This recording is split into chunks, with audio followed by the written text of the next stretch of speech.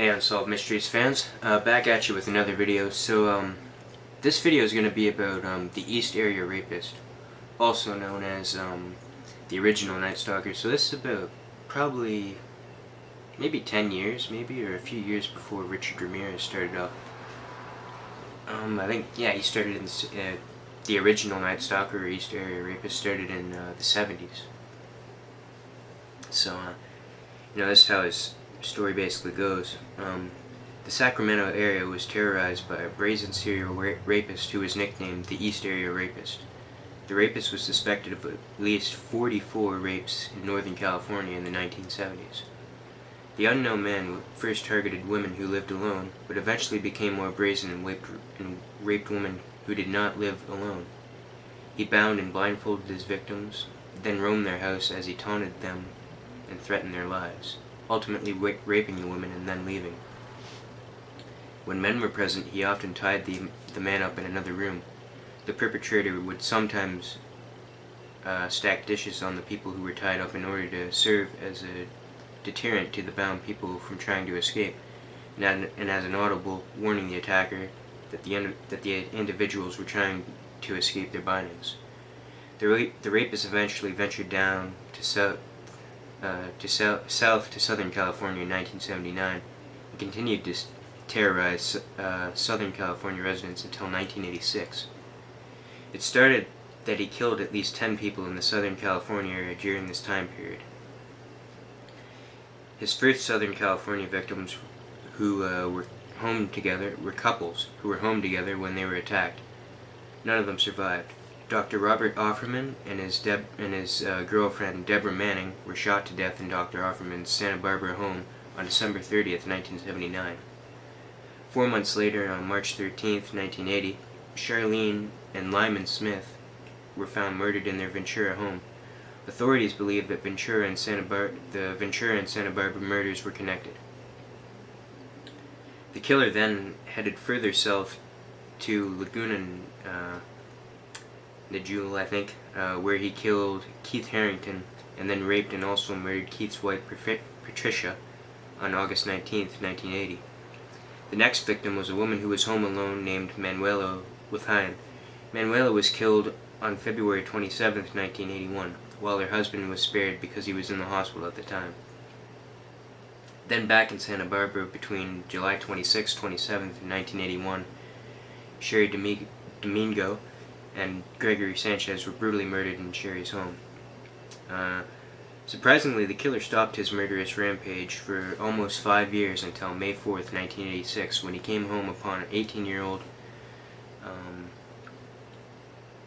Janelle Cruz of Irvine, California. Janelle was unable to go with her family on a vacation due to Mexico, and then thus left to tend to the house while the rest of the family was gone.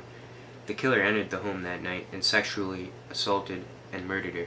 Janelle's rape and murder was the last suspected murder of the rapist. In the following years, the rapes and murders, several surviving victims claimed that their attacker had called and taunted them over the phone.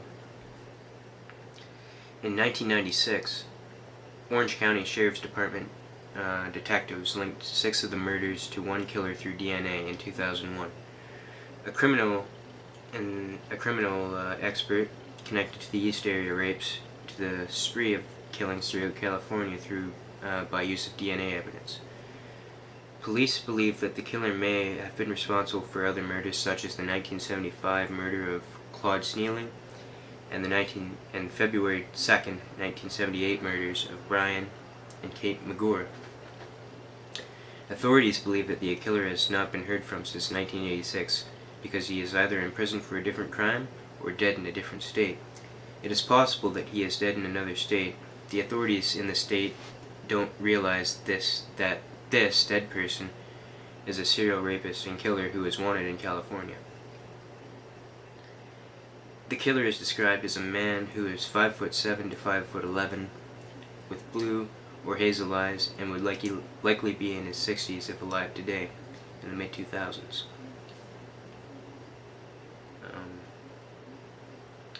Okay, so the results.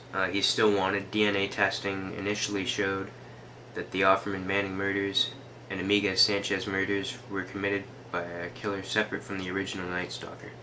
However, in 2011, DNA testing confirmed that 4 victims were also killed by ear and ons, whatever that means, I don't know. I guess East Area Rapist, okay, that makes sense.